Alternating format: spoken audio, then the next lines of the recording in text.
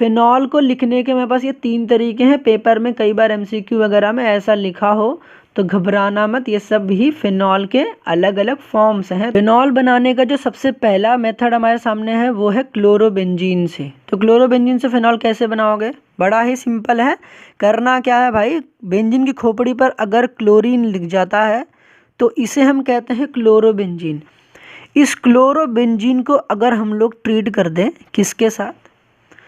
Sodium hydroxide के साथ, NaOH। यहाँ पर भाई बड़ा ही ड्रास्टिक कंडीशन रखते हैं, दैट इज यहाँ पर 623 केल्विन टेम्परेचर होगा और 300 एटमॉस्फेरिक जो होगा मेरे पास प्रेशर होगा, ATM जो। अब यहाँ पर करते क्या है, NaOH के 2 मोल लो। यहाँ पर कितने मोल लेने हैं? यहाँ पर आपके बुक्स में एक ही लिखा हुआ है तो वो आप तो बैलेंसिंग का पार्ट है, ठीक है। तो NaOH के 2 मोल लेना है।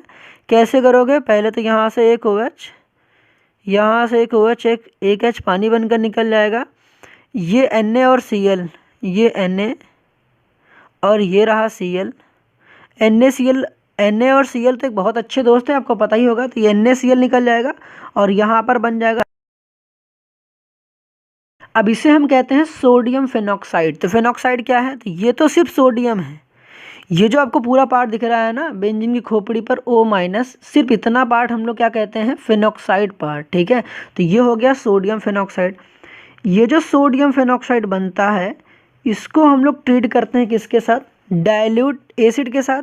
तो यहाँ पर लिख देते हैं HCl के साथ। तो ये हमारी सेकेंड स्टेप होगी। HCl के साथ ट्रीटमेंट कर देंगे यहाँ पर। तो यहाँ पर हो जाएगा ये प्लस, ये माइनस। तो यहाँ पर Na और Cl निकल जाएंगे और यहाँ पर हो जाएगा। तो हमारा पहला मेथड डन हुआ कि हम लोगों ने क्लोरोबेंजीन से फिनॉल कैसे बनाया।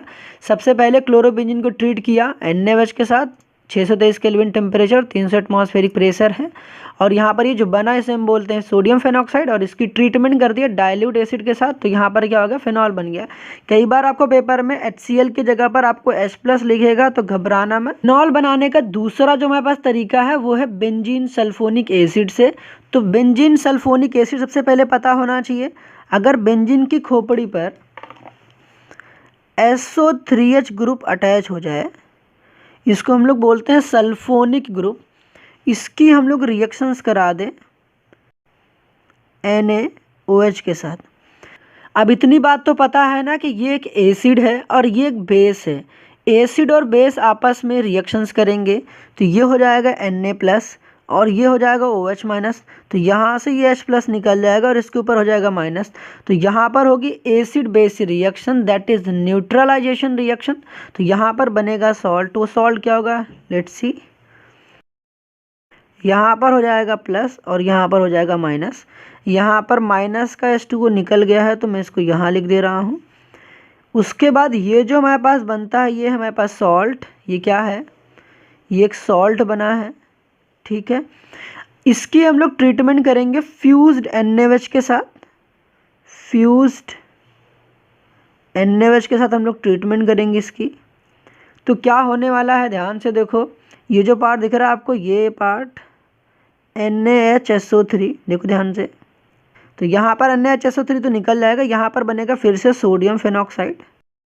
अब इस सोडियम फेनॉक्साइड को फर्दर जब जब आपके पास सोडियम फेनॉक्साइड दिख जाए तो इसको दिमाग में अभी रख लो कि बार बार ट्रीटमेंट हम लोग किसके साथ करने वाले हैं? डाइल्यूट एसिड के साथ। तो खोपड़ी पर सिर्फ आपको H+ लिखेगा तो मस्त तरीके से करना क्या है, इस Na को हटा देना है और वहाँ पर OH ले जाकर चिपका देना है।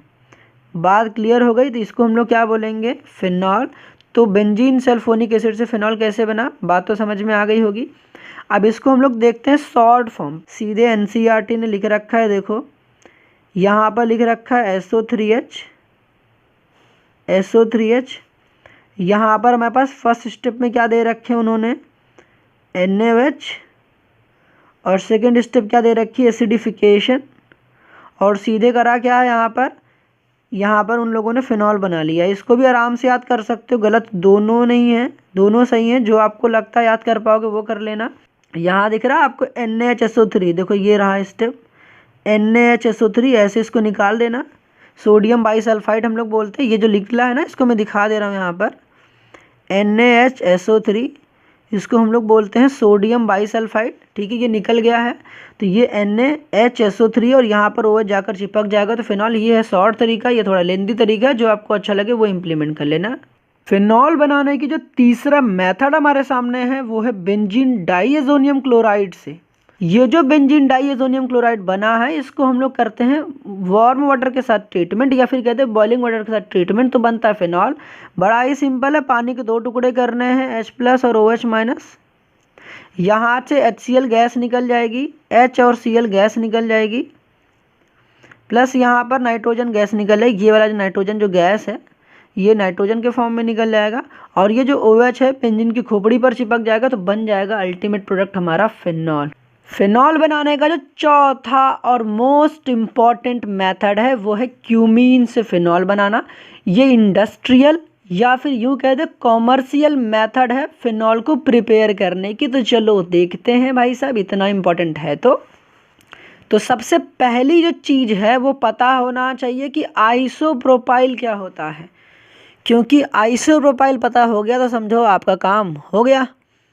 जो रेड वाला पार्ट है दिस इज़ योर आइसोप्रोपाइल और ये जो ब्लैक से कर रखा है बेंजीनिंग ये है बेंजीन। तो इस पूरी चीज़ को हम लोग बोलते हैं आइसोप्रोपाइल बेंजीन या फिर हम लोग कहते हैं क्यूमीन। इसी चीज़ का नाम आइसोप्रोपाइल बेंजीन भी है, इसी का नाम क्यूमीन भी है, तो दोनों का नाम सेम है। तो लिख लेना नीचे यहाँ पर।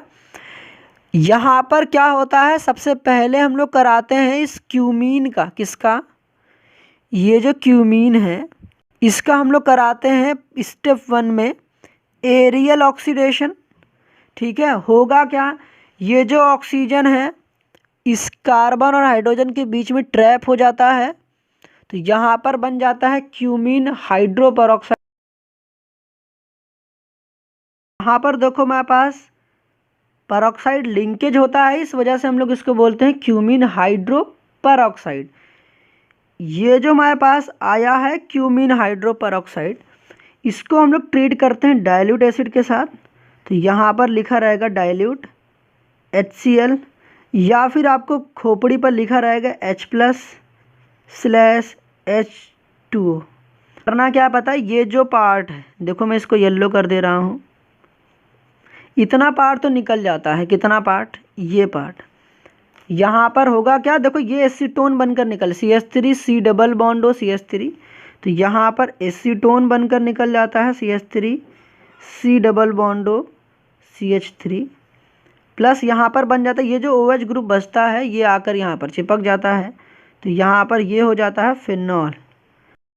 पेपर में कई दफ़ा आपसे पूछ लेता है क्यूमीन से फिनॉल बनाना एक बेस्ट मेथड क्यों है, तो पहला तो रीज़न यही है कि फिनॉल अच्छी अमाउंट में बनता है और साथ ही साथ इसका जो बाई प्रोडक्ट एसीटोन है इसकी भी जो ईल्ड होती है काफ़ी अच्छी होती है, इस वजह से हम लोग कहते हैं ये अच्छा है। अब बात करते हैं पाँचवा तरीके की। पाँचवा तरीका है सैलिसिलिक एसिड से फिनॉल बनाना है। तो सबसे पहले तो आपको सैलिसिलिक एसिड पता होना चाहिए। तो सैलिसिलिक एसिड क्या होती है, अगर ये हमारे पास फिनॉल है, क्या है, ये है फिनॉल और यहाँ पर है COOH। ठीक है, तो इसकी अगर हम लोग ट्रीटमेंट किसके साथ कर दें, sodium hydroxide plus calcium oxide के साथ। तो यहाँ पर करा क्या है, यहाँ पर हम लोग कर रहे हैं डिकार्बोक्सिलेशन करके। तो यहाँ पर क्या होता है कि ये जो पूरी चीज़ है ये जो है पूरी यहाँ पर कार्बन डाइऑक्साइड जो यहाँ से उड़ जाएगी, क्योंकि हम लोग डिकार्बोक्सिलेशन का मतलब क्या जानते हैं, कार्बन डाइऑक्साइड का उड़ना। तो यहाँ पर क्या होगा, सीधे ये CO2 उड़ जाएगा और यहाँ पर बन जाएगा फिनॉल। तो यहाँ पर जो याद करने वाली चीज़ है वो ये है कि सैलिसिलिक एसिड क्या होती है। ठीक है, तो इसका नाम क्या है, सैलिसिलिक एसिड। फिनॉल को प्रिपेयर करने का जो छठा मेथड है वो है ग्रिग्नार्ड रिएजेंट से। तो ये तो पता ना कि ये हमारे सामने ये है ग्रिग्नार्ड रिएजेंट, इसका अगर हम करा दें oxidation that means reaction with oxygen करा दें तो यहाँ पर ये जो ऑक्सीजन है इसके बीच में आ जाएगा तो यहाँ पर बन जाता है OMgCl। अभी करा था भाई साहब, अभी करा है, इसी के जैसा रिएक्शन हम लोगों ने देखा था ना क्यूमीन वाला, तो वहाँ पर भी ऑक्सीजन जैसे बीच में इंसर्ट हो गया था तो यहाँ पर इस कार्बन और मैग्नीशियम के बीच में ऑक्सीजन आ गया OMgCl। तो जब भी हमारे पास ग्रिग्नार्ड रिएजेंट दिया हो, तो मैंने बार बार कहा था कि आपका जो सेकेंड स्टेप होता है, कौन सा स्टेप, सेकेंड स्टेप भाई साहब हाइड्रोलिसिस ही होता है। तो रिएक्शन विथ वाटर होता है, तो H प्लस और OH में से ब्रेक हो जाएगा वाटर। और यहाँ पर सिंपल सा कुछ नहीं करना है, यहाँ से इसकी ब्रेक डाउन कर देनी है। ब्रेक डाउन करोगे तो इसके ऊपर आएगा नेगेटिव और यहाँ पर इसके ऊपर आएगा पॉजिटिव। इतनी बात तो समझ में आ गई होगी।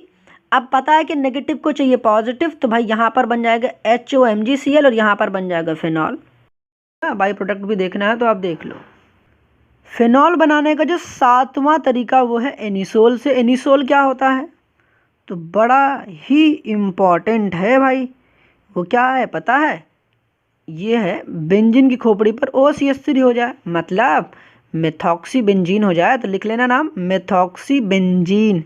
अगर इसकी रिएक्शन हम लोग करा दें HI के साथ, बताया है ना अभी कुछ देर पहले ही, तो यहाँ पर प्लस, ये माइनस, ये माइनस, ये प्लस, तो सिंपल सा कुछ नहीं, CH3I मिथाइल आयोडाइड अलग हो जाएगा और यहाँ पर बन जाएगा फिनॉल।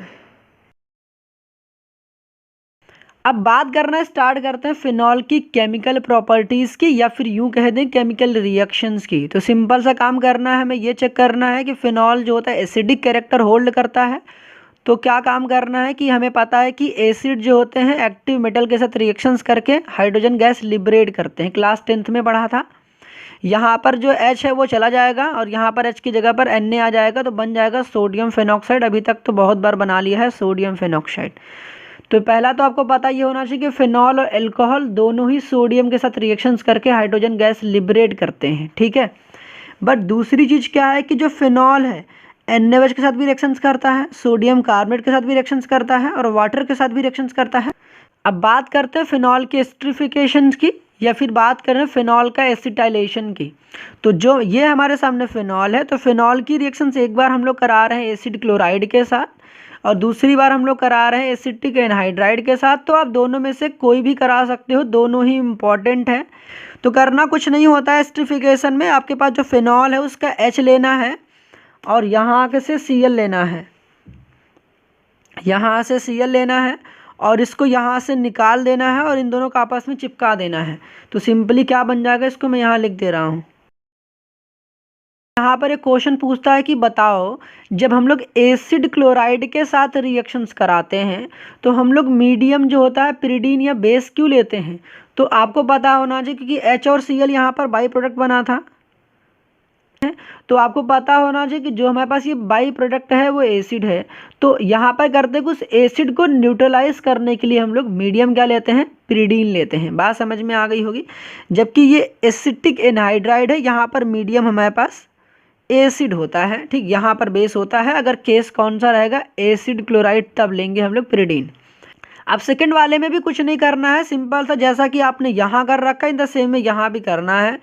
पहले तो फिनॉल का H तो पता ही है खींचना ही खींचना है और यहाँ से आप ब्रेक कर दो किधर से भी। लेट अस सपोज कि यहाँ से हम ब्रेक कर देते हैं।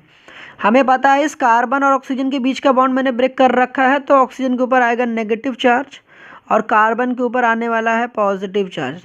तो हम बहुत अच्छे से जानते हैं कि नेगेटिव को चाहिए होगा पॉजिटिव, तो हमें पता है फिनॉल का ये जो है ये पॉजिटिव वाला पार्ट है, ये नेगेटिव वाला पार्ट। नेगेटिव को चाहिए पॉजिटिव तो ये H प्लस यहाँ पर अटैच हो जाएगा और इस पॉजिटिव को चाहिए नेगेटिव, तो ये पूरी चीज़ एज इट इज़ बन जाएगी और यहाँ पर बन जाएगा एसिटिक एसिड। अभी थारे को कोलबेस की और रीमर टीमन की ट्रिक भी बताऊंगा, मगर पहले तो मन ने समझाने दो कि भाई यहाँ रिएक्शन में चल क्या रहा है।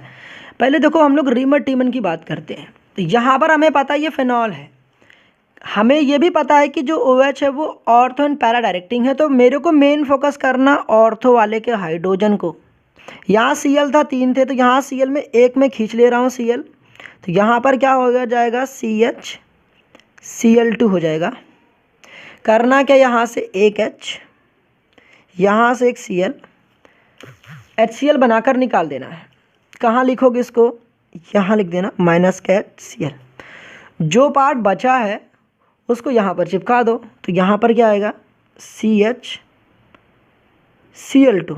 इसको हम लोग क्या बोलेंगे, सब्स्टिट्यूटेड बेंजल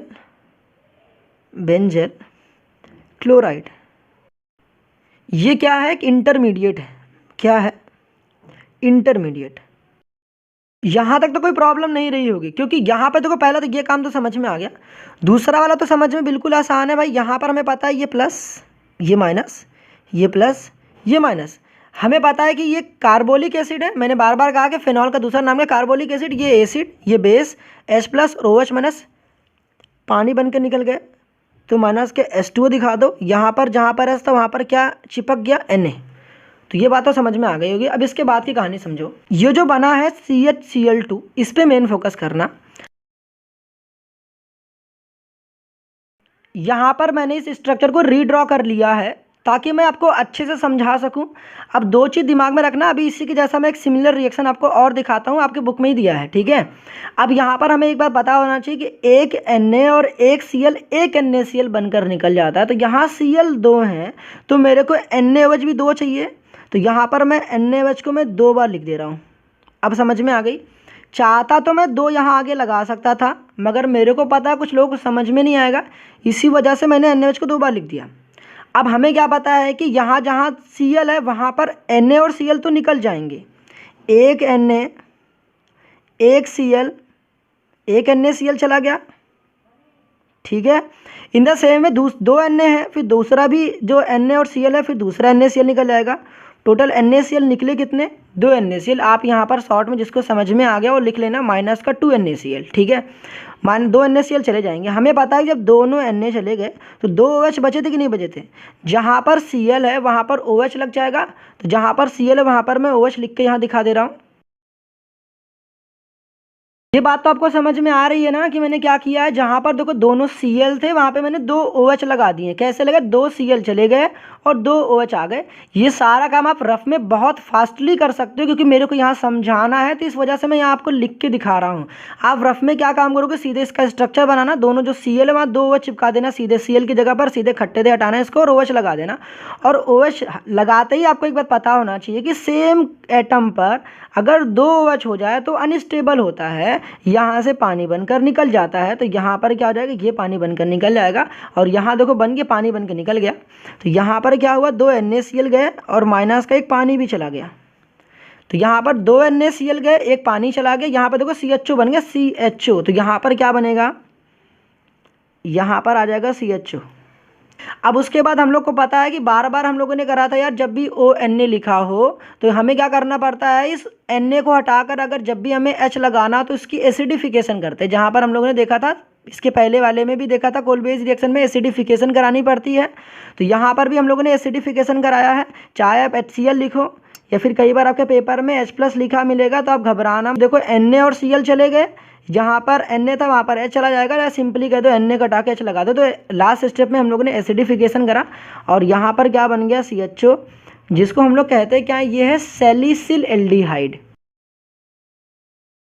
आपको पता, अगर इसका IUPAC नाम रखना चाहते हो तो क्या करोगे, नंबरिंग यहाँ से करेंगे 1 और यहाँ करेंगे 2, तो क्या हो जाएगा 2 हाइड्रोक्सी बेंजल्डिहाइड। तो लिख देता हूँ मैं यहाँ पे नाम। आई थिंक यहाँ तक सारी बातें आपको एकदम बिल्कुल क्रिस्टल क्लियर हो चुकी होगी। अब इसी के जैसा एक सिमिलर रिएक्शन देखते हैं। जैसा कि आपको ये दिख रहा है आपके सामने, ये क्या लिखा हुआ, टोलुवीन है। यहाँ पर हम लोग करने क्या वाले हैं कि ये जो मेरे पास साइड चेन गिवन है ना CH3, इसका हम लोग करने वाले हैं chlorination in the presence of sunlight. तो क्या आपको इतनी बात पता है कि यहाँ पर मेरे पास 2 क्लोरीन है, तो 2 क्लोरीन 2 H को भगाएंगे कि एक H एक Cl एक HCl निकल जाता है। तो यहाँ पे 2 क्लोरीन है तो 2 HCl निकल जाएंगे। तो यहाँ पर होगा क्या, देखो यहाँ पर 2 Cl है ना, तो दोनों Cl इस तरीके से आएंगे, यहाँ से एक HCl चला जाएगा, फिर दूसरा HCl भी चला जाएगा। यहाँ पर देखो इस कार्बन की 2 वैलेंसी फ्री हो जाएंगी, ये वाली है, क्योंकि H और Cl तो चले गए ना, ये वाला भी H और Cl चला गया ना, तो यहाँ पर कार्बन की 2 वैलेंसी फ्री हो गई। अब जहाँ कार्बन की 2 वैलेंसी फ्री हो गई वहाँ पे 2 क्लोरीन और आ जाएंगे। तो इसके लिए मैंने क्या काम करे हैं, यहाँ पर आपको 2 मोल क्या करने पड़ेंगे, Cl2 के यूज़ करने पड़ेंगे। तो यहाँ पर क्या होगा, 2 Cl जो Cl2 थे वो एक तो यहाँ यूज़ हो गया HCl में, और 2 जो Cl थे यहाँ पर हाइड्रोजन जब हट जाएगा तो यहाँ चिपक जाएगा। तो होगा क्या, अल्टीमेटली यहाँ पर देखो कार्बन रहेगा, ये देखो हाइड्रोजन रहेगा, और यहाँ पर देखो बनेगा 2 Cl। देखो एक Cl यहाँ पर और एक Cl यहाँ पर, जिसको आपके बुक में कैसे लिखा गया है, देखो ऐसे लिखा गया आपके बुक में। जब आप उठा के देखोगे ना एल्डिहाइड कीटोन कार्बोक्सिलिक एसिड में, तो CHCl2 करके लिखा गया, तो वो चीज़ वही है, देखो CHCl2, जिसको हम लोग बोलते हैं क्या है, बेंजल क्लोराइड। बात समझ में आ गई होगी। अभी मैंने आपको एक शॉर्ट ट्रिक क्या बताई है कि जब भी आपके पास देखो 2 Cl दिख रहे हैं, कि यहाँ पर Cl एक यहाँ पर Cl, आप खटाक दे, एक काम करो, इन दोनों Cl को हटाओ, दोनों Cl को हटाओ और OH लिख दो। लिख दिया आपने OH, पेन खत्म हो गया, पेन चेंज करता हूँ पहले। अब समझना स्टार्ट करते हैं यहाँ पर फिर से, कि यहाँ पर मैंने क्या कहा कि 2 Cl थे, दोनों Cl को हटाओ, यहाँ पर 2 OH चिपका दो। अब उसके बाद क्या काम करना था, दोनों जब भी एक सिंगल एटम पे 2 OH हो जाए तो क्या होता है, अनस्टेबल होता है, पानी बनकर निकल जाता है। यहाँ से एक OH, यहाँ से एक H, पानी बनाकर निकाल दो। बात समझ में आ गई क्या? तो हम लोगों ने इससे क्या प्रिपेयर करा, टोलुइन से बना लिया है बेंजल्डिहाइड। ऊपर भाई साहब नोट डाल लेना और वहाँ पर लिख लेना, बेंजल्डिहाइड को प्रिपेयर करने का कॉमर्शियल मेथड है ये रिएक्शन। तो ये इंपॉर्टेंट है, पेपर में कई बार पूछ लेता है बेंजल्डिहाइड को कॉमर्शियली कैसे प्रिपेयर करा जाता है। तो आपको पता होना चाहिए कि टोलुइन का हम लोग साइड क्लोरिनेशन कर देते हैं तो बेंजल क्लोराइड बन जाता है, उसकी हम लोग फर्दर हाइड्रोलिसिस कर देते हैं तो क्या बन जाता है, बेंजल्डिहाइड बन जाता है। ये किसी भैया को अगर समझ में नहीं आया तो बता देना, यहाँ वाली स्टेप। यहाँ देखो पानी के 2 टुकड़े होते हैं ना, H+ और OH-। हमें पता है कि एक H एक Cl HCl बन के निकल जाता है। तुम्हें पता है कि 2 हमारे पास H चाहिए होंगे तो पानी के 2 मोल ले लेंगे। यहाँ पर पानी कितने मोल ले लेंगे, यहाँ पर 2 मोल ले लेंगे, तो यहाँ पर 2H+ 2OH- मिल जाएंगे। जहाँ पे 2 Cl होंगे, दोनों OH मैंने चिपका दिए। उसके बाद मैंने अभी आपको बताया था कि एक कार्बन पर 2 OH होते हैं तो अनस्टेबल होता है, पानी बनकर निकल जाता है। तो बस सेम काम वही करा है। तो यहाँ बना क्या, बेंजल्डिहाइड। आई होप समझ में आ गया होगा। सबसे पहले हम लोग देखेंगे रिमर-टिमन रिएक्शन की एकदम ज़बरदस्त वाली शॉर्ट ट्रिक। तो चलो समझना स्टार्ट करते हैं, मगर उससे पहले आपको बता दें कि आपकी NCERT रिमर-टिमन रिएक्शंस को ऐसे लिखती, इतना लेंदी लिखता है, मगर आप अगर चाहते हैं पेपर में इसको शॉर्ट फॉर्म में लिखना है तो आप ऐसे भी लिख सकते हैं। फिनॉल की रिएक्शन क्लोरोफॉर्म एंड NaOH के साथ कराई है तो बना क्या, में सैलिसिल एल्डिहाइड, जिसको हम लोग क्या बोलते हैं, 2 हाइड्रोक्सी बेंजल्डिहाइड, जो कि इसका IUPAC नेम है। RTR का मतलब कि रिमर-टिमन रिएक्शंस, फाइल का मतलब क्या है, फिनॉल, कल का मतलब क्या है, क्लोरोफॉर्म। कौन सा फॉर्म, क्लोरोफॉर्म। बस का मतलब देखो बेस है। अब यहाँ पर साली का क्या मतलब है भाई, और यहाँ पर हाइड देखो इसको क्या मतलब है, देखो सैलिसिल एल्डिहाइड, सैलिसिल एल्डिहाइड। तो इसी में पूरा चीज़ हो गया। अब चोर से दिमाग में रखना है कि भाई सैलिसिल एल्डिहाइड में करते हो क्या है, एल्डिहाइड तो बनी और साथ में वहाँ पे क्या CHO लगा है, ठीक है, से भिड़ गई। बाकी ये सब काम की चीज़ नहीं है, ये सब काम की चीज़ नहीं। बाकी इतना तो समझ में आ गया होगा। RTR का मतलब रिमर-टिमन रिएक्शन में फिनॉल की रिएक्शंस कराई जाती है क्लोरोफॉर्म और बेस के साथ। क्लोरोफॉर्म और किसके साथ, बेस के साथ। तो बनता क्या, में सैलिसिल एल्डिहाइड की फॉर्मेशन होती है। अगर बात करें कोलबेज रिएक्शंस को याद करने की ट्रिक के बारे में, तो इसको नाम से पढ़ने से ही ऐसा समझ में आता है, कोलबे नहीं भाई, खोलबे है। खोलबे का क्या मतलब, कई बार हम लोग दोस्ती यारी में नहीं बोलते कि भाई इसको खोल देना भाई, तो भाई वही ना बोल के कई बार कुछ लोग बे ज़्यादा बोलते हैं, खोल बे, करना बे। तो इसका मतलब कि यहाँ पे कैसे बोलना, ध्यान समझना। सबसे पहले आपको पता है कोलबे को समझना, खोलबे। खोलना क्या भाई, आपको फाइल कहाँ खोलना है, बस में। अब बस में क्यों खोलो, क्योंकि आपके सामने कोई जी है जिसके सामने आप भौकाल दिखाना चाह रहे हो, आप उसकी थोड़ी बुराई कर रहे हो, क्या बोल रहे हो, खोलबे फाइल बस में फेनॉक्साइड आई है, उसके बारे में आप क्या कह रहे हो, सोती है। सोती है का मतलब CO2 है। कहाँ पर, साली, कौन, वही जो लड़की है। थोड़ा आपकी बोलने की तमीज़ थोड़ी अच्छी नहीं है, तो आपने क्या बोला कि साली साइकिल एंड एसिड के साथ सोती है। कैसे सोती है, सोती है साली साइकिल एंड एसिड के साथ। तो इसका मतलब क्या समझे, पता है कि साली है और यहाँ पे साइक्लिक है और उसके बाद एसिड है, सैलिसिलिक एसिड। बात समझ में आ गया होगा। इसको 2-4 बार बोलोगे, अच्छे से प्रैक्टिस करोगे ना, समझ में आ जाएगा। अभी तक आपने देखा कि रिमर-टिमन रिएक्शंस में हमारा जो रिएजेंट है वो क्लोरोफॉर्म और NaOH है। तो आपने पूछा कि सर ऐसी कोई रिएक्शंस और भी है क्या कि जिसमें क्लोरोफॉर्म और NaOH हमारा रिएजेंट के तौर पे यूज़ हो रहा। हमने कि हाँ, तो हमने कि चल भाई बात करता हूँ उसकी भी, क्योंकि लगे हाथों उसको भी यही निपटा देंगे ना, तो पेपर में गलती करने के चांसेस भाई बिल्कुल ना के बराबर हो जाएगी। तो चलो समझना स्टार्ट करते हैं। कार्बिलमिन रिएक्शन में हम लोग क्लोरोफॉर्म और NaOH को भी एज अ रिएजेंट यूज़ करते हैं और इन दोनों की रिएक्शंस कराते हैं 1 डिग्री अमीन के साथ। अब आपको ये बात पता होना चाहिए कि यहाँ पर जो मेरा 1 डिग्री अमीन होता है वो एलिफेटिक 1 डिग्री अमीन भी हो सकता है, एरोमेटिक 1 डिग्री अमीन भी हो सकता है। अब रिएक्शन किस तरीके से होती है इसको हम लोग सबसे पहले समझ लेते हैं। सबसे पहले आपको पता है यहाँ 3 Cl है, तो हमें पक्की बात है ना कि हमको NaOH कितनी चाहिए, 3 चाहिए होंगे। तो एक NaOH तो लिखा हुआ है, मैं यहाँ पर 2 NaOH और लिख दूंगा तो मेरे पास 3 NaOH हो जाएंगे। आप यहाँ पर 3 लगा भी सकते थे, मगर मैं वैसे नहीं लिख रहा हूँ क्योंकि मेरे को यहाँ पर आपको अच्छे से समझाना है। तो मैं यहाँ पर करने क्या वाला हूँ, ये जो 3 Cl दिख रहे हैं इसको मैं 3 NaCl निकाल दूंगा। ये बात तो समझ में आती है ना। ये जो है 3 NaCl निकल जाएंगे, जो कि मैं कहाँ लिखने वाला हूँ, यहाँ लिख दे रहा हूँ। कितने NaCl निकले, 3 NaCl अलग हो चुके, निकल चुके। अभी क्या हुआ, क्या आपको एक चीज़ आप देख पा रहे हैं कि यहाँ पर OH मेरे पास 3 है, 1 2 3 है। एक H एक OH एक पानी बनकर निकल जाएगा, तो मेरे पास 3 H चाहिए होंगे। देखो मेरे पास H दिख रहे हैं, एक H यहाँ पर है और बाकी यहाँ पर है देखो 2 H। तो क्या करने वाले हैं पता है, ये जो तीनों H दिख रहे हैं आपको, यहाँ पर मैं लिख रहा हूँ अलग से 2 H। देखो ये रेड वाले हो गए, दिख रहे हैं ना। और एक H कहाँ से आया, ये जो ब्लू वाला था यहाँ से। कितने पानी बन के निकल गए, देखो ये वाले, फिर ये रहा दूसरा पानी, ये रहा तीसरा पानी। तो यहाँ पर कितने पानी बन के निकल गए, 3 पानी। तो ये देखो मैं यहाँ लिख के दिखा रहा हूँ। इतनी बातें समझ में आ गई नहीं, यहाँ पे 3 वाटर कैसे हुआ। ठीक है, आपको क्या समझ में आ रहा, बचा क्या हमारे पास, ये H तो जा चुका है, ये H भी जा चुका। तो यहाँ देखो ध्यान से, ये जो N है और ये जो C है आपस में चिपक जाते हैं, तो यहाँ पर R होगा, यहाँ देखो N होगा और उस N से क्या चिपक जाएगा, C। अब ये जो बना है इसी को हम लोग बोलते हैं आइसोसाइनाइड, इसको बोलेंगे एल्काइल आइसोसाइनाइड। अब ये जो बना है ना, इसकी सबसे अच्छी और बेकार बात ये होती है कि ना, इसकी जो स्मेल होती है बहुत गंदी होती है भाई। तो इसको हम लोग बोलते हैं कि फाउल स्मेलिंग सब्सटेंस बनता है। क्या बनता है, फाउल स्मेलिंग सब्सटेंस बन जाता है। कई बार आपके पेपर में फाउल स्मेलिंग ना बोलकर क्या बोलता है पता है, अनप्लीजेंट। क्या बोलेगा, अनप्लीजेंट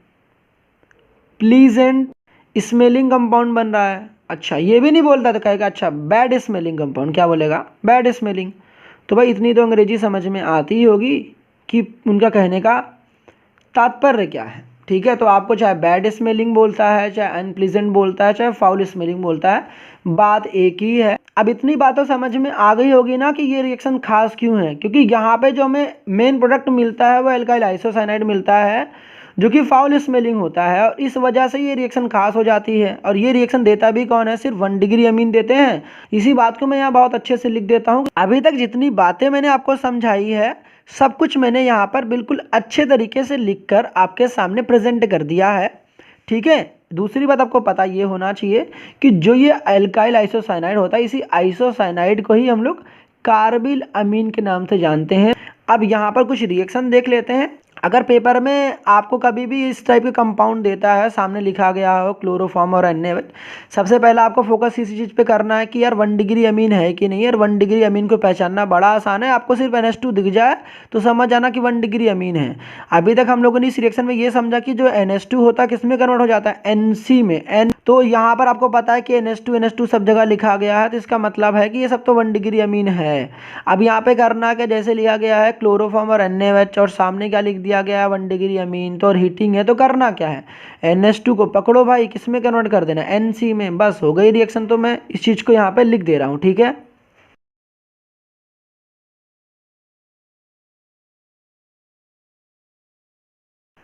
अगर बात करूँ 100 बात की एक बात की, और मैं आपसे पूछूं कि ये बताओ कि क्लोरोफॉर्म और sodium hydroxide that is NaOH कौन कौन सी रिएक्शन में यूज़ हुआ, तो आपको अभी तक कुछ याद हुआ कि नहीं हुआ, नहीं हुआ। अच्छा बताता हूँ। तो पहला हम लोगों ने यूज़ किया RTR रिएक्शन में, दैट इज रीमर टीमन रिएक्शन में, और दूसरा हम लोगों ने यूज़ करा कार्बिल अमीन रिएक्शंस में। अगर मैं आपसे पूछूं कि ये बताओ कि RTR रिएक्शन का मेन प्रोडक्ट क्या था और कार्बिल अमीन रिएक्शन का मेन प्रोडक्ट क्या था, आपको पता है क्या? अगर नहीं पता तो भाई देख लो यहाँ पर। तो ये रहा RTR का मेन प्रोडक्ट जिसको हम लोग बोलते हैं सैलिसिल एल्डिहाइड, और ये रहा कार्बिल अमीन का मेन प्रोडक्ट जिसको हम लोग बोलते हैं आइसोसाइनाइड, जो कि एक बैड स्मेलिंग कंपाउंड होता है। अगर बाय द वे आपसे कोई ये कहता है कि आइसोसाइनाइड किसी और तरीके से हम लोग बना सकते हैं क्या, तो आप कह देना कि जी हाँ बिल्कुल बना सकते हैं। अगर हम लोग एल्काइल हैलाइड की रिएक्शन करा दें सिल्वर साइनाइड के साथ तो ऐसा चीज़ हमें फिर से मिल जाएगा। क्या करना पड़ेगा, AgX हमें पता है कि आराम से निकल जाएगा यहाँ पे। और ये जो R और CN है ना, यहाँ पर RCN मत बनाना, यहाँ पर RNC बनाना। ये बात तो आपने देखी होगी, क्योंकि यहाँ पर क्या होता है कोवेलेंट कैरेक्टर ज़्यादा होता है, जिस वजह से क्या होता है ये CN से ना डायरेक्ट कनेक्ट होकर किससे कनेक्ट होता है, नाइट्रोजन के साइड से कनेक्ट होता है, तो यहाँ बन जाता है एल्काइल आइसोसाइनाइड। ये दोनों ही रिएक्शन पेपर के पॉइंट ऑफ व्यू से सुपर डुपर इंपॉर्टेंट है, तो दिल और दिमाग को भाई सब कायदे में रखना। सबसे पहले हमारे सामने फिनॉल दिया है, इसकी रिएक्शन करानी है जिंक डस्ट के साथ। जिंक डस्ट लिखा हो पेपर में, ये जिंक पाउडर लिखा हो तो डरना मत। अब करना क्या है, यहाँ पे कुछ नहीं भाई, रिडक्शन करानी है। रिडक्शन का मतलब हम बहुत अच्छे से जानते हैं क्या होता है, रिमूवल ऑफ ऑक्सीजन। तो भाई ये ऑक्सीजन को यहाँ पे हटा दो तो बन क्या जाएगा, बेंजीन। तो यहाँ पे जिंक जो ऑक्सीजन के साथ चिपक जाता है बन जाता है जिंक ऑक्साइड। बात करते हैं 8वीं रिएक्शंस की, जिसमें क्या कहा गया है, फिनॉल की रिएक्शंस कराई जा रही है सोडियम डाइक्रोमेट के साथ इन द एसिडिक मीडिया। जैसा कि आपको पता होना चाहिए कि जो सोडियम डाइक्रोमेट है ये एक स्ट्रॉन्ग ऑक्सीडाइजिंग एजेंट है। तो ऑक्सीडाइजिंग एजेंट करता क्या है, ऑक्सीडेशन करता है। और ऑक्सीडेशन का मतलब पता ही होगा ना, एडिशन ऑफ ऑक्सीजन होता है। तो ऑक्सीजन जुड़ेगी, वो कैसे जुड़ेगा यहाँ समझना स्टार्ट करते हैं। सबसे पहले क्या काम करना है, ये ऑक्सीजन तो यहाँ पर दिख ही रहा है, तो इसको डबल बॉन्ड O लिखो, और यहाँ पर भी डबल बॉन्ड O लिखो। और ये जो आपके पास पाई बॉन्ड दिख रहा है यहाँ पर ऐसे लगाओ आमने सामने, इसके सामने ये वाला। तो ये वाली जो रिएक्शन है ना बड़ी इंपॉर्टेंट है, कि यहाँ पर ना आपको मगअप करना पड़ेगा, आपको रट्टाफिकेशन थोड़ी सी करनी पड़ेगी। ये जो बनता है मेरे सामने, ये बनता है एक डाइकीटोन, जिसको हम लोग क्या बोलते हैं, बेंजोक्विनोन। आई डोंट थिंक कि यहाँ तक किसी को प्रॉब्लम हुई होगी। स्टिल आपको किसी प्रकार की प्रॉब्लम हुई होगी तो प्लीज़ कमेंट में ज़रूर बताना, ठीक है। अब जहाँ पर भी आप नोट्स बना रहे होगे वहाँ पर एक नोट की पॉइंट डाल लेना कि अगर 2 OH हो जाए और दोनों जो OH हैं वो आमने सामने हो, दैट मीन्स पैरा पोजिशंस पर हो, तो जो ये वाली जो कंपाउंड है इसका हम लोगों ने एक स्पेशल नाम दे रखा है, जिसको हम लोग क्या बोलते हैं, हाइड्रोक्विनोन। अब बच्चा कंफ्यूज ही इसी से होता है, क्योंकि ये देखो था बेंजोक्विनोन और ये क्या है, हाइड्रोक्विनोन। तो यहाँ से आपको बड़ा याद करना आसान है। देखो हाइड्रो में हाइड्रोजन था, तो हाइड्रोजन था मतलब OH था, OH में देखो हाइड्रोजन था ना, और जबकि बेंजोक्विनोन में भाई साहब यहाँ पर हाइड्रोजन नहीं है। तो इस तरह दिमाग में रखना। आपको ये बात भी पता होना चाहिए कि हाइड्रोक्विनोन का जो दूसरा नाम है पता है वो क्या है, इसको हम बोलते हैं क्विनॉल भी कहते हैं, क्विनॉल भी कहते हैं। ये दोनों ऐसे टॉपिक है ना कि बच्चा गलती करता ही करता है, कितना भी कह दो कि इसको ध्यान से पढ़ना ध्यान से सुनना, मगर पता नहीं क्या हो जाता है। मगर बिलीव मी यार, सब कुछ समझ में आ जाएगा, आप गलत मत करना, ठीक है। इसको ध्यान से सुनना।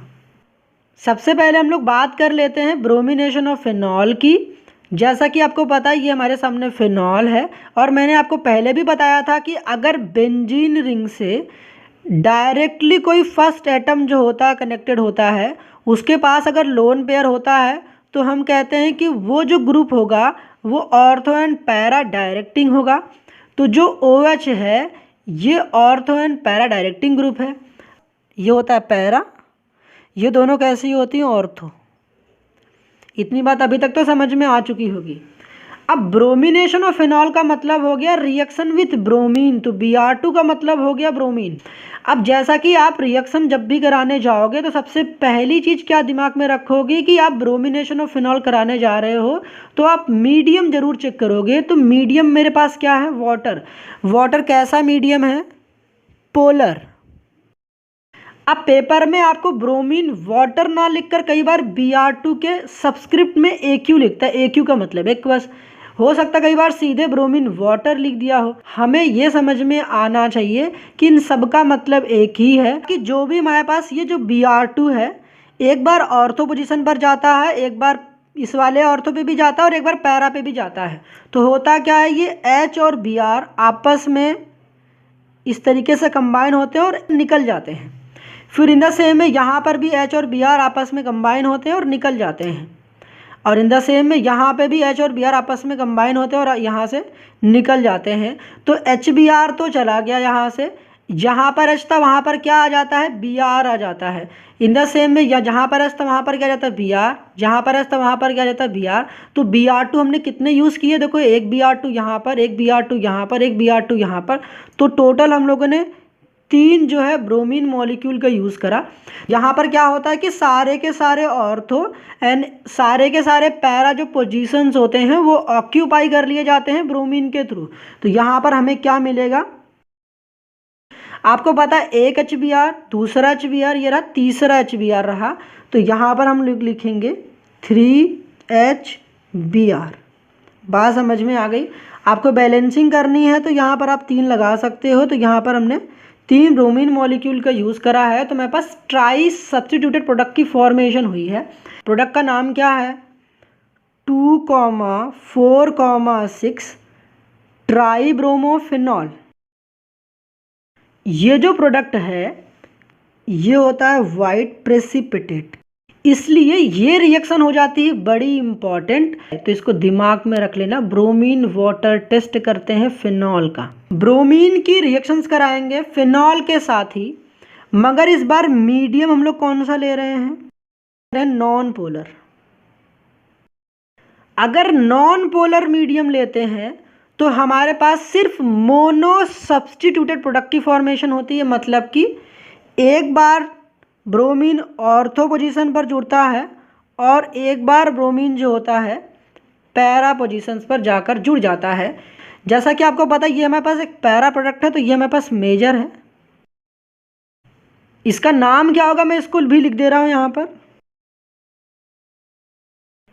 अब यहाँ पर आप 2 चीज़ पर ध्यान रख लेना कि पहला तो आपको पता होना चाहिए कि ऑर्थो या फिर पैरा हम लोग कॉमन नेम में यूज़ करते हैं। तो पैरा ब्रोमो जो फिनॉल है ये कॉमन नेम है, और 4 ब्रोमोफिनॉल लिखते हो नंबर्स के साथ लिखते हो तो ये आईपीएससी में कंसीडर करा जाएगा। ठीक है, तो ये हो गया 2 ब्रोमोफिनॉल और ये हो गया ऑर्थो ब्रोमोफिनॉल। तो ये है कॉमन नेम और ये है आईयूपीएससी नेम। ठीक है, अगर रिएक्शन की टाइप की बात करें इस रिएक्शन का, तो ये एक इलेक्ट्रोफिलिक सब्स्टिट्यूशन रिएक्शन है। कोई पूछता है कि इलेक्ट्रोफाइल कौन है, तो यहाँ पर आप इलेक्ट्रोफाइल बता देना Br+ है। Br+ का मतलब ब्रोमीनियम आयन है। अब बात करते हैं नाइट्रेशन और फिनॉल की। तो नाइट्रेशन का मतलब सबसे पहले समझ लेते हैं। नाइट्रेशन का मतलब होता है reaction with nitric acid. Nitric acid का फॉर्मूला दे रखा है। अगर बात करें दूसरी जो इम्पॉर्टेंट है वो है कि पेपर में कई बार आपको एरो के ऊपर आपको सिर्फ HNO3 मिलेगा, कई बार आपको HNO3 के साथ H2SO4 मिलेगा। तो घबराना मत, आपको सिर्फ फोकस करनी है HNO3 पर। बात समझ में आ गया ना। दूसरा आपको इंपॉर्टेंट चीज़ दिमाग में रखना है, कोई बोलता है नाइट्रेशन, तो नाइट्रेशन का मतलब नाइट्रो ग्रुप का जुड़ना। नाइट्रो ग्रुप क्या होता है, NO2। अब यहाँ पर 2 चीज़ दिमाग में रखना कि जब कंसनट्रेटेड नाइट्रिक एसिड होगा और डाइल्यूट नाइट्रिक एसिड होगा तो रिएक्शन थोड़ी अलग हो जाती है, इसीलिए तो ये रिएक्शन इंपॉर्टेंट है। जब कंसनट्रेटेड होगा तो आपको पता है कि चाहे टीचर हो चाहे पेरेंट्स हो, सबको यही कह रहा है कंसनट्रेट करो, ज़्यादा कंसनट्रेट करो, ज़्यादा कंसनट्रेट करो। तो मतलब कि जब कंसनट्रेटेड एसिड लिखा होगा तो ध्यान रखना आपको जो नाइट्रो ग्रुप है उसको ज़्यादा चिपकाना है। कहाँ ज़्यादा चिपकाना है, सारे के सारे ऑर्थो एंड पैरा पोजीशन पर ले जाकर नाइट्रो ग्रुप को चिपका देगा। तो हमें क्या मिल जाता है, 2,4,6 ट्राईनाइट्रोफिनॉल, जिसको हम लोग पिक्रिक एसिड के नाम से जानते हैं। अगर बात करें डाइल्यूट नाइट्रिक एसिड के साथ रिएक्शन की, तो यहाँ पर आपको दिमाग में रखना है कि डाइल्यूट में DIL दिख रहा है ना, तो ध्यान रखना जिंदगी में दिल सिर्फ एक बार लगाना भाई साहब। तो दिल कैसे एक बार लगाना है, मतलब कि डाइल्यूट HNO3 में नाइट्रो ग्रुप जो है सिर्फ एक बार चिपकाना है। तो एक बार ऑर्थो पोजीशन पर चिपकाना है और एक बार पैरा पोजीशन पर चिपकाना है। तो यहाँ पर हमारे पास हो गया प्रोडक्ट। तो एक बार हो गया 2 नाइट्रोफिनॉल और एक बार हो गया 4 नाइट्रोफिनॉल। बात समझ में आ गई। हमको पता है ये वाली जो पोजीशंस होती है पैरा पोजीशंस होती है, इस वजह से इसको पैरा नाइट्रोफिनॉल भी कहते हैं और इसको हम लोग ऑर्थो नाइट्रोफिनॉल के नाम से भी जानते हैं। ऑर्थो नाइट्रोफिनॉल है वो ज़्यादा वोलेटाइल क्यों होती है और जो पैरा नाइट्रोफिनॉल जो होती है वो कम वोलेटाइल क्यों होती है, तो इसका जवाब क्या है, यहाँ पर जो पैरानाइट्रोफेनॉल है यहाँ पर इंटरमॉलिक्यूलर एच बॉन्डिंग काम करता है, और जो ऑर्थोनाइट्रोफेनॉल है मतलब कि जो with in the molecule H bonding काम करती है, तो यहाँ पर हम लोग कहते हैं इंट्रामॉलिक्यूलर एच बॉन्डिंग। तो मैंने इसको इन शॉर्ट यहाँ लिख रखा है। आपको पता होना चाहिए कि एच बॉन्डिंग जो होती है वो कब पाई जाती है, तो अगर हाइड्रोजन जो होगा फोन से कनेक्टेड होता है, मतलब फ्लोरीन से, ऑक्सीजन से, नाइट्रोजन से, तो हमारे पास एच बॉन्डिंग एग्जिस्ट करेगा। हमारे पास एच बॉन्डिंग दो टाइप्स की होती है, एक इंटरमॉलिक्यूलर एच बॉन्डिंग होती है और दूसरा होता है intramolecular H bonding. Intramolecular H bonding with in the molecule exist करती है, और जो इंटरमॉलिक्यूलर एच बॉन्डिंग है वो भाई साहब चैन बनाने का काम करता है। तो यहाँ पर अच्छी और बेकार सी बात क्या है कि जो इंट्रा मॉलिक्यूलर एच बॉन्डिंग है विद इन द मॉलिक्यूल काम करता है, इस वजह से क्या करते हैं कि आसानी से वोलाटाइल हो जाते हैं, बहुत ज़्यादा वोलाटाइल होते हैं, और ये लेस वोलाटाइल होते हैं। अगर ये लेस वोलाटाइल है, लेस वोलाटाइल का मतलब कि जल्दी उड़ नहीं रहा है, अगर जल्दी उड़ नहीं रहा है इसका मतलब तो साफ है ना कि इसका भाई बॉइलिंग पॉइंट क्या है, बॉइलिंग पॉइंट ज़्यादा है। क्या है, बॉइलिंग पॉइंट ज़्यादा है। और इसकी जो बॉइलिंग पॉइंट क्या है, कम है। जब भी दो मॉलिक्यूल हो और उनके बॉइलिंग पॉइंट में डिफरेंस हो, तो इन दोनों ही मॉलिक्यूल को हम लोग सेपरेट कर सकते हैं बाई फ्रैक्शनल डिस्टिलेशन मेथड से। तो यहाँ पर नोट डाल के लिख लेना कि ऑर्थोनाइट्रोफेनॉल एंड पैरानाइट्रोफेनॉल सेपरेट करे जाते हैं बाय फ्रैक्शनल डिस्टिलेशन मेथड से। कोई पूछता है फ्रैक्शनल डिस्टिलेशन मेथड क्या होता है, तो आप सिंपल सा लिख देना, जब बॉइलिंग पॉइंट का डिफरेंस होता है तो वहाँ पर हम लोग फ्रैक्शनल डिस्टिलेशन मेथड लगाते हैं। यहाँ तक बात समझ में आ गई ना। अब बात कर लेते हैं 100 बात की एक बात, जहाँ पर हम लोगों ने अभी तक क्या देखा, फिनॉल की रिएक्शन देखी, एक बार ब्रोमीन के साथ, एक बार देखी नाइट्रिक एसिड के साथ। जब हम लोग फिनॉल की ब्रोमिनेशन करा रहे होते तो हमें मीडियम चेक करना होगा। अगर मीडियम हमारे पास पोलर हुआ और या फिर नॉन पोलर हुआ, तो नॉन पोलर में हम लोगों ने देखा था कार्बन डाइसल्फाइड होगा या फिर कार्बन टेट्राक्लोराइड होगा। तो अगर पोलर हुआ तो ट्राई सब्स्टिट्यूटेड प्रोडक्ट बन रहा थी, जहाँ पर हम लोगों ने देखा था कि 2,4,6 ट्राई ब्रोमोफिनॉल की फॉर्मेशन हुई थी, जहाँ पर देखा था व्हाइट प्रेसिपिटेट बन रहा था। नॉन पोलर मीडियम की बात करें तो वहाँ पर हमें मोनो सब्स्टिट्यूटेड प्रोडक्ट की फॉर्मेशन हुई थी, जहाँ पर हम लोगों ने देखा कि जो पैरा वाला प्रोडक्ट होता है वो मेजर होता है। अगर नाइट्रिक एसिड के साथ बात करें तो नाइट्रिक एसिड में हमें दो चीज़ दिमाग में रखनी है कि डाइल्यूट है या फिर कंसनट्रेटेड है। तो जब भी दुनिया हमें कहती है कंसनट्रेट करने के लिए, इसका मतलब कि ज़्यादा कंसनट्रेट करने के लिए कहती है। तो कंसनट्रेटेड में ज़्यादा नाइट्रो ग्रुप जाके जुड़े थे, तो यहाँ पर 2,4,6 ट्राई नाइट्रोफिनॉल बनता है, जिसको हम लोग पिक्रिक एसिड के नाम से जानते हैं। और यहाँ पर डाइल्यूट वाले में ज़िंदगी में दिल एक बार लगाना है, तो यहाँ पर मोनो का मतलब होता है एक, तो यहाँ पर बनता है mono substituted product. I hope यहाँ तक समझ में आ गया होगा। अब बात करते हैं कपलिंग रिएक्शंस की। तो कपलिंग रिएक्शंस में हम लोग डाइस की फॉर्मेशंस करते हैं। डाइस का मतलब कि कलरफुल हमारे पास एजेंट बनाएंगे हम लोग, जिसका इस्तेमाल कपड़ों की रंगाई वंगाई के लिए हम लोग करते हैं। ठीक है, जैसा कि आपको ये बात तो पता है ना कि जो OH होता है, दैट मीन जो फिनॉल का जो OH होता है वो ऑर्थो एंड पैरा डायरेक्टिंग होता है। हमें उसके पैरा पोजीशन के हाइड्रोजन से मतलब है। तो फिनॉल को मैंने यहाँ देखो लिटा के लिख दिया है और उसके पैरा पोजीशन के हाइड्रोजन को यहाँ पर मैंने दिखाया है। अब उसके बाद क्या कर रखा है कि बेंजीन डाइजोनियम क्लोराइड जो आपके सामने लिखा हुआ है ना, इसका Cl और इसका H आपस में कंबाइन हुए HCl बनकर निकल गए, और ये जो नाइट्रोजन था और ये जो पैरा पोजीशन का हाइड्रोजन जहाँ से निकल गया है, इन दोनों को आपस में नाइट्रोजन के बीच में डबल बॉन्ड से कनेक्ट कर देते हैं। इसको हम लोग बोलते हैं पैरा हाइड्रोक्सी एजोबेंजीन, जो कि ऑरेंज कलर का होता है। बड़ा आसान है याद करना। देखो OH था, मीडियम भी हम लोगों ने कैसा ले रखा था, OH माइनस, और O फॉर OH माइनस और O फॉर ऑरेंज। तो जो डाई बनी भी है तो ऑरेंज कलर की बनी है। तो याद रखना, जब हम लोग फिनॉल लेते हैं तो डाई कैसी कलर की बनती, ऑरेंज कलर की। जिस तरीके से हम लोगों ने फिनॉल की कपलिंग रिएक्शन देखी है, in the same way aniline की भी कपलिंग रिएक्शन है। तो लगे हाथों इसको भी हम लोग यही निपटा देते हैं। अब देखो हुआ क्या कि यहाँ जिस तरीके से हम लोगों ने बेंजीन डाइजोनियम क्लोराइड लिया था, यहाँ पर इन द सेम में यहाँ भी एनिलीन के साथ बेंजीन डाइजोनियम क्लोराइड लिया, और हमें बहुत अच्छे से पता है कि NH2 ortho para directing group है, तो उसके पैरा पोजीशन के हाइड्रोजन को हमने सिर्फ खींचा है पैरा पोजीशन वाले हाइड्रोजन से, ये में मतलब है। तो H और Cl को निकाल दिया। हम लोगों ने मीडियम कौन सा ले रखा है, एसिडिक मीडिया ले रखा है। तो ध्यान रखना एनिलीन कैसा, लुईस बेस है, तो लुईस बेस के सामने हम लोगों ने कौन सा चीज़ रखा है, यहाँ पर H+ ले रखा है। ठीक है, याद करने वाली चीज़ क्या है कि हमें ना कि इसकी कलर को याद करना है। एनिलीन का स्पेलिंग क्या होता है? ANILIN, ये तो पता है। तो एक बच्चे ने कहा कि सर एनिलीन की स्पेलिंग तो ANYLINE क्यों नहीं हो सकता है, एनीथिंग की स्पेलिंग तो ऐसी होती है। हमने कहा कि भाई देखिए अंग्रेजी के लोचे हैं तो अंग्रेजी मैं तो नहीं पढ़ाता, ठीक है, तो जो अंग्रेजी के टीचर होंगे उनसे पूछ लेना। हमने कि लेकिन इससे मेरे दिमाग में एक शॉर्ट ट्रिक जरूर बन गई। हमने कहा कि देख जो एनीथिंग तू बोलता है ना, तो एनीथिंग की स्पेलिंग कुछ बच्चे हो सकते हैं एनिलीन ऐसे ना लिखे ऐसे लिखे, तो उसे ये याद कर सकता है कि एनिलीन का जो कलर होता है येलो होता है। तो हमने कि बहुत अच्छी बात है यार, तूने स्पेलिंग पूछी मैंने इससे शॉर्ट ट्रिक बना ली। तो हमने कि बहुत अच्छी बात है, तो ऐसे बहुत सारे बच्चे याद भी कर सकते हैं।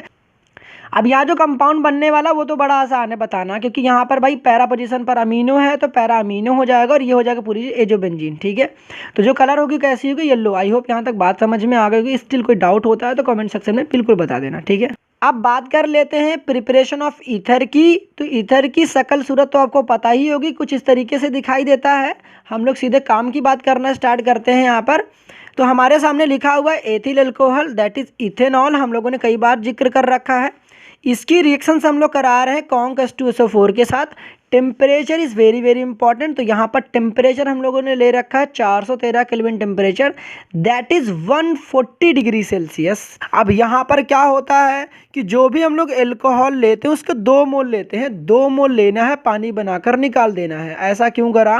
क्योंकि जो कॉन्क H2SO4 है ना वो एक डिहाइड्रेटिंग एजेंट है। डिहाइड्रेटिंग एजेंट का मतलब पानी निकालने वाला व्यक्ति है भाई, कौन? Conc H2SO4। अच्छा ऐसी बात है, तो 2 मोल लेते हैं भाई। कितने मोल लेने हैं इसके? 2 मोल लेने हैं। तो इसके 2 मोल कैसे लिखने वाले, इसको मैं लिख देता हूँ यहाँ पर। तो इसके मैंने 2 मोल देखो ले लिए हैं, लेकिन दूसरा मोल मैंने देखो इसका उल्टा करके लिख रखा है। जो चीज़ ऐसे थी बस उसको मैंने पलट दिया है। 2 मोल लेने के बाद करना क्या है, यहाँ पर पानी बनाकर निकाल देना। पानी के लिए आपको बताना है एक OH चाहिए और एक H चाहिए। बस यहाँ से पानी को रिमूव कर देना है। पानी को रिमूव करवाया किसने? तो भाई कॉन्क H2SO4 ने। क्यों? क्योंकि ये एक है डिहाइड्रेटिंग एजेंट। तो यहाँ पर 2 मोल लिया, 1 मोल को उल्टा कर दिया, पानी बनाकर निकाल दिया। अब देखो क्या बन गया, ईथर। इसको यहाँ लिख दे रहा हूँ मैं। अगर बात करें इसके कॉमन नेम की, तो कॉमन नेम क्या हो जाएगा इसका? Diethyl ether. क्यों? क्योंकि दोनों तरफ देखो इथाइल है, इधर भी इथाइल है इधर भी इथाइल, तो कॉमन नेम तो डाईइथाइल ईथर हो जाएगा। अब यहाँ पर एक मोस्ट इंपॉर्टेंट चीज क्या है पता है? कि यहाँ पर अगर हम लोग टेम्परेचर 443 केल्विन इस्तेमाल कर ले तो प्रोडक्ट दूसरा हो जाता है। रिएजेंट वही है, देखो कॉन्क H2SO4 ही है, मगर सिर्फ हमने टेम्परेचर चेंज कर दी तो हमारा प्रोडक्ट भी चेंज हो जाता है। और पेपर के पॉइंट ऑफ व्यू से भाई इंपॉर्टेंट है, मजाक नहीं कर रहा हूँ। अभी आपको दिखा भी दूंगा पेपर कि कितने पेपर्स में आए हुए हैं, चाहे किसी भी बोर्ड की बात करो भाई पेपर में आते हैं क्वेश्चन। अब ये तीनों रिएक्शन देख करके तो आपको ये बात समझ में आ गया होगा कि इन तीनों रिएक्शंस को मैंने एक साथ क्यों लिख रखी है। जिन्होंने पढ़े होंगे उनको समझ में आ गया होगा, जिन्होंने नहीं पढ़े हैं भाई अभी उनको भी समझ में आ जाएगा। तो सबसे पहले हम लोग बात कर लेते हैं 443 केल्विन टेम्परेचर वाला, जिसको हम लोग अगर बात करें डिग्री सेल्सियस में तो कितना लिखते हैं हम लोग? 170 डिग्री सेल्सियस, ठीक है। यहाँ देखो एथिल अल्कोहल यहाँ भी यूज़ कर रखा है, कॉन्क H2SO4 भी इस्तेमाल कर रखा है। बस सिर्फ फर्क किसका है? टेम्परेचर का है भाई। टेम्परेचर चेंज हो जाने से प्रोडक्ट भी चेंज हो गया है। तो this is very very important. But अभी सारी चीज़ें हम लोग समझ भी करेंगे 100 बात की एक बात में, बट पहले भी समझ लो। तो यहाँ पर करना कुछ नहीं है भाई, देखो ये फंक्शनल ग्रुप है। ये वाला जो कार्बन होता है अल्फा होता है, ये वाला होता है बीटा। तो यहाँ पर बीटा पोजीशन के हाइड्रोजन को खींचना था हमें। तो यहाँ देखो मैंने बता रखे हैं कई बार, तो CH2 लिखना था, H लिखना था, फिर CH2 लिखना था। ये जो OH है मैं इसको यहाँ लिख रहा हूँ। तो ये H और ये OH पानी बनकर निकल जाते हैं और यहाँ पर क्या होता है? डबल बॉन्ड क्रिएट कर देते हैं। तो यहाँ पर बनता क्या है? CH2 डबल बॉन्ड CH2 और यहाँ पर हमें वाटर का मॉलिक्यूल मिल जाता है। याद रखना जब हम लोगों ने टेम्परेचर कम ले रखे थे, दैट मीन 413 केल्विन टेम्परेचर, तो हम लोगों ने एथिल अल्कोहल के 2 मोल लेकर पानी निकाले थे। लेकिन जब टेम्परेचर ज़्यादा हुआ, दैट मीन्स 170 डिग्री सेल्सियस, तो हम लोगों ने सिर्फ सिंगल मोल से ही पानी निकाले थे। और वहाँ पर जो हमारा मेन प्रोडक्ट बना था वो एथीन बना था, जो कि एक अनसैचुरेटेड कंपाउंड है, ठीक है।